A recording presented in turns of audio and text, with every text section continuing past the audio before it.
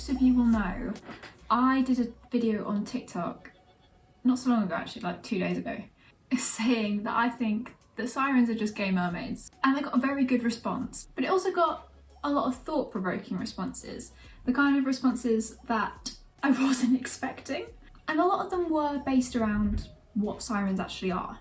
I'd just like to preface this video by saying that I am in no way a historian. I've never studied Greece. As far as I am qualified for this is that I went to primary school in Cornwall.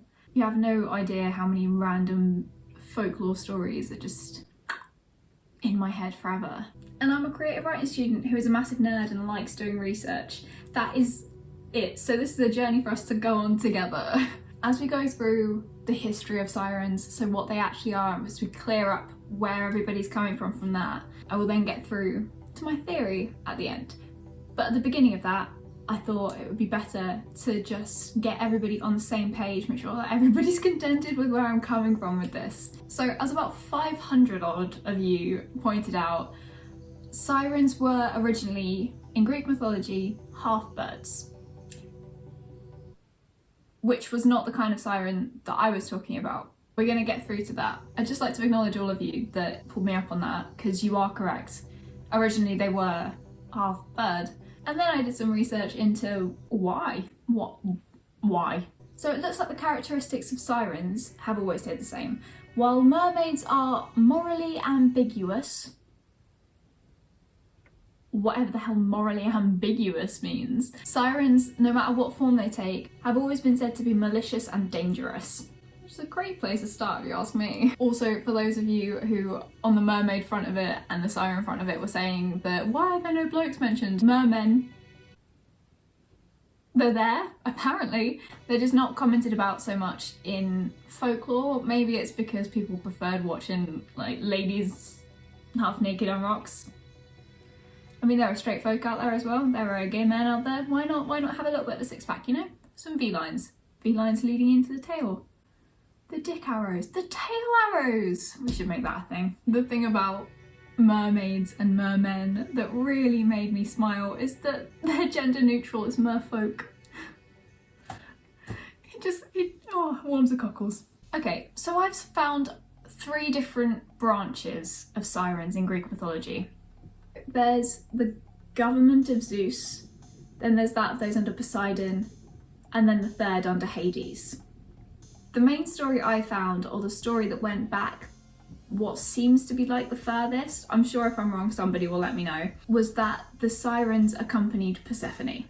And when Persephone was taken to the underworld, the sirens either requested or were given wings to help look for their mistress. There is also the other side of the story which said that it could perhaps have been a punishment from Demeter?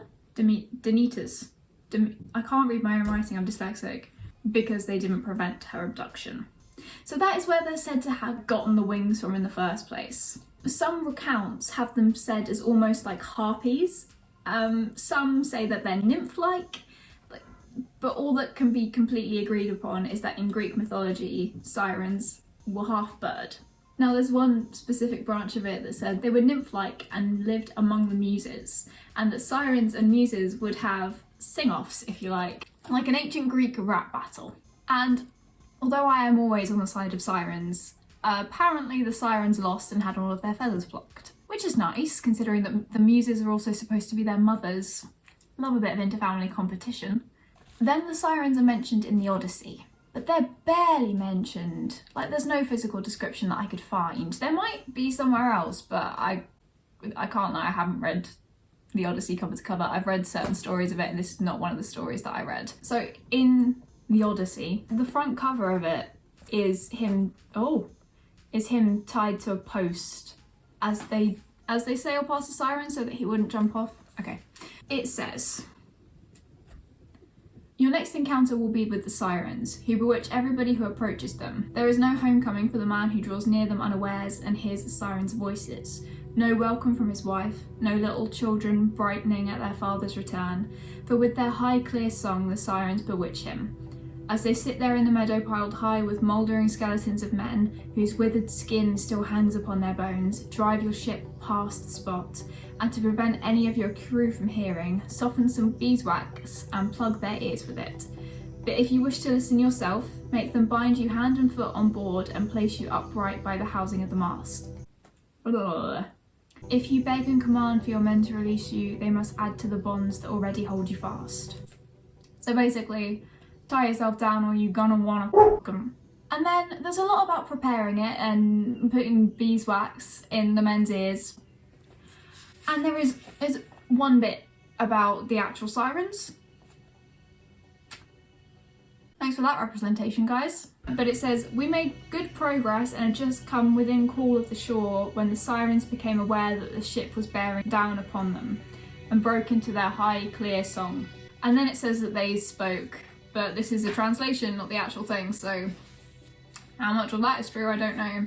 He then ordered the men to set him free, but they didn't, which is a good thing too, because they couldn't hear it, and then he was like, huh. And then he said, however, when they rode past the sirens and we could no longer hear the sound and the words of their song, my good companions were quick to clear their ears of beeswax and to free me from the ropes that bound me. I read that wrong so many times I can't read. So even in that, it's a little bit ambiguous. So then I did some more research. They're also mentioned in Jason and the Argonauts, where they got Orpheus, you know, from Hades' Tale. Haven't seen it, really want to. Orpheus played the lyre, presumably. It might have been the lute, probably the lyre, over the top of the sirens singing, and only one man fell victim to their song. So he must have been playing the lyre awfully loud. Voices can get very, very loud, especially if there's a group of them. And then a lyre. This is a technical music description from an actual musician here. The thing that hasn't changed between now and then is that sirens have been seen throughout history as the kind of moral of a tale that shows you that looks can be deceiving and that beautiful people have ugly sides, which is a good thing to learn. Looks can be deceiving. Okay, that's the ancient Greek stuff out of the way. What we're moving on to now is more of the folklore that I was aware of. The Western England kind of folklore. Because in the Christian era, sirens became half fish. Don't know why. They just did. And Christopher Columbus, on his way over to sail to America, I presume he sailed from the west coast of England. Of course he did, because the other side, if you went from the east, you'd be going straight into Europe. He sailed from the west coast. And Christopher Columbus reportedly saw manatees, which took some Googling. There is an animal now called a manatee, but I assume that is named after a mermaid. The article I was reading then followed up saying that there have been no actual confirmed sightings of mermaids. However, there have been reports of them for as far back as history goes, up until the present day. So that's something to mull over. In the 7th century Anglo-Latin catalogue, Liber Monstrorum, I'll write it on the screen, reported both sirens and mermaids being women down to their navels and then tails instead of fish. What? Tails instead of legs. So that's in the 7th century where it started to peter over to, like, I want to say modern folklore, but that's a juxtaposition in and of itself. But then again in the 10th century they were described as sparrows from the chest up with the women of legs, with the legs of women. Which raises some questions about which parts were out, because when I think of a sparrow on the top half and then the legs of women, there's got some breezy issues down below, like, while others said that they were little birds with women faces. So it's pretty clear at this point, it's getting pretty hazy. But by the Middle Ages, which until today I thought was like before the 7th century, like I suppose it makes sense that the Middle Ages are like 10. By the Middle Ages, they were basically mermaids. At least they were in Britain, if not Europe. Which is where the fact that places like France, and I believe Spain. A lot of people will let me know in the comments that where they're from, sirens and mermaids have the same name, which is Siren, which is interesting because the way that we see them now, it's basically indistinguishable. The only difference is one seems placid and the other one seems aggressive. You wouldn't separate up humans like that. Fish, humans, what?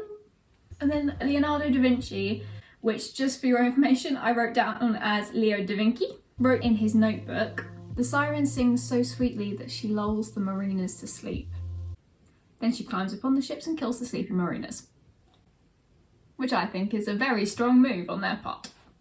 As history gets further and further down the line, we can see mermaids and sirens being bracketed together more and more because history was being tailored to what they wanted people to see. So in the Renaissance, they saw musical performances from unmarried women as immoral.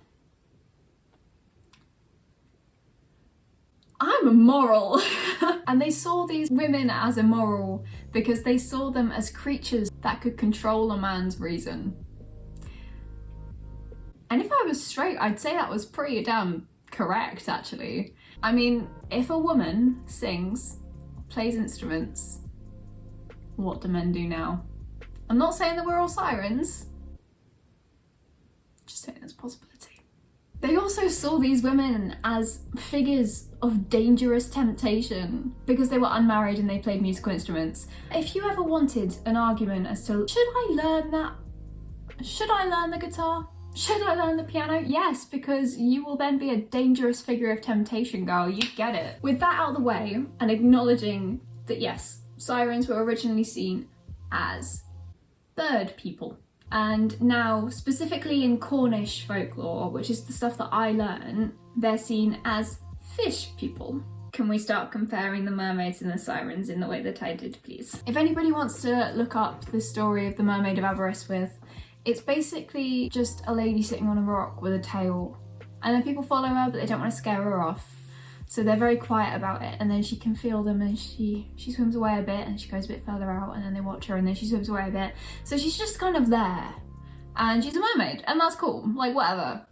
And she's washing herself, you know, and there's a bit of a, is she breathing water? Is she breathing air? We don't know. That's the kind of thing that mermaids are very well known for. They're just kind of there, they're just kind of living. Or sirens, in the folklore that I am aware of, are the ones that kill the men. They are what has been known as responsible for shipwrecks. They're what was blamed whenever ships went straight into rocks, specifically in like areas like Cornwall, because it's so rocky and it's so known for storms. It would be kind of embarrassing if you're like, yeah, no, that sea captain didn't see where he was going, went into a rock, killed everyone on his ship. Unless there were some tempting women on the rocks and they couldn't avoid the call. So sirens were used as like a scapegoat for bad sailing throughout history, or like throughout specifically Cornish history, probably Celtic in general. I need to widen my knowledge base on this. But sirens are known for singing. We know this. They're known for luring men and then drowning them or killing them, like taking them to their deaths, hitting them on the rocks, you know, that kind of thing. Whereas mermaids are just kind of like ditzy, if enchanting. But this is where my theory came in. So mermaids are known for falling in love with sailors, correct? We roughly know that. We can call that true, even though it's all talking about folklore, which I know how to spell, by the way. I can now spell folklore, don't worry. They fall in love with sailors, get hearts broken, you know, that kind of the thing. My thought then came in that sirens were just gay mermaids. And this is where the TikTok came in. It skipped past all of the history, all of the knowledge. It assumed that everybody knew that sirens and mermaids were different. But my theory was that sirens and mermaids, not so different. The only defining characteristic between them is that sirens kill men, mermaids fall in love with them. So I thought, sirens, gay mermaids. Connected those dots very quickly. Then the rest kind of fell into place. Say a siren tries to fall in love with these sailors like these mermaids are doing, and like it's all going well, and they're like, not really bothered, like most baby gays in secondary school. And then the mermaids start actually falling in love with the sailors, and they start wanting to be with the sailors. They start talking about the sailors all the time, and then the baby gays, who are suddenly realising that they're in love with the mermaids, are like, I cannot be having this. Either A, because this sailor is gonna break my best friend's heart, or B, because this sailor has got her attention and I am in love with her. That's basically the gay agenda at this point. Can we all agree on that? At which point the Sirens then think, thin out the competition or stop her from hurting before she's even been hurt.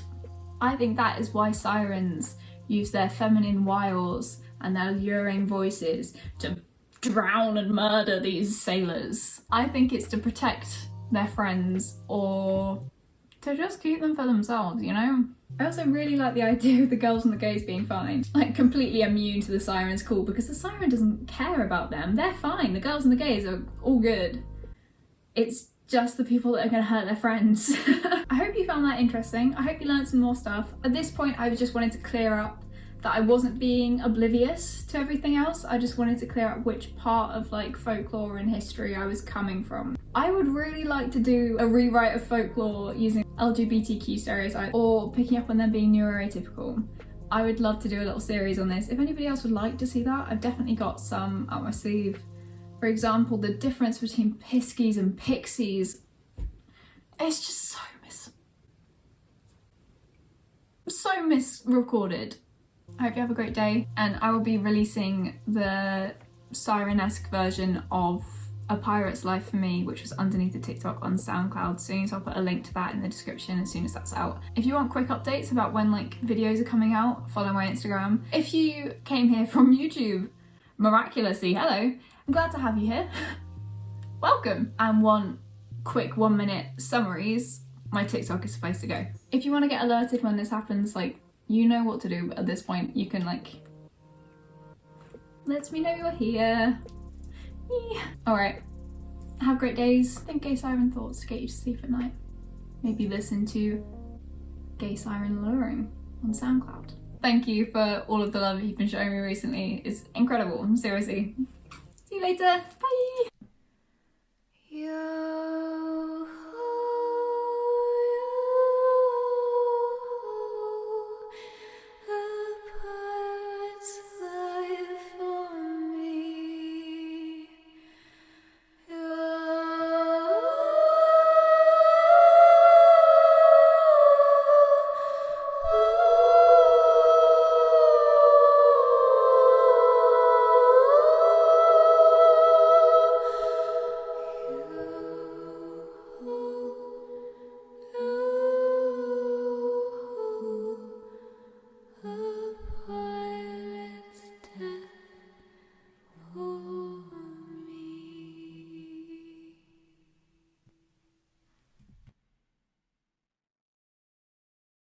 Oh, I'm so dyslexic. My good companions were quick to hit.